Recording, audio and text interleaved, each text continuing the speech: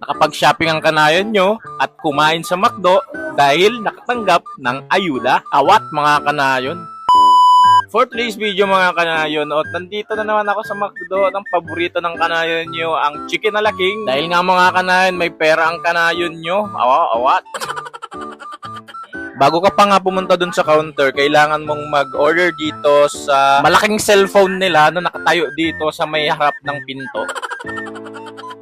Lagi ko na lang pinipili na kunin ko na lang sa may counter yung order ko kaysa i-deliver ng mga staff. Malaking tulong na din yun mga kanayon kasi sobrang daming tao. Kaysa i-deliver pa sa mga table nyo, mas okay na kunin nyo na lang sa may counter. Nakatulong pa kayo. Maghihintay nga tayo mga kanayon ng 30 minutes bago makuha yung order na. Ito nga lang yung in-order ko dito sa McDo mga kanayon, yung chicken ala king with extra rice. At sa wakas mga kanayon, nakuha ko na nga yung aking order na chicken ala king with extra rice and in-upgrade ko ng Coke float dahil sobrang init sa labas.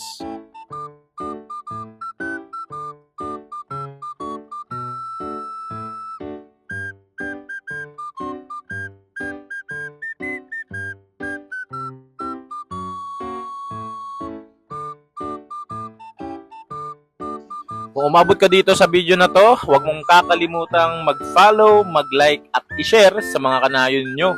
Maraming salamat!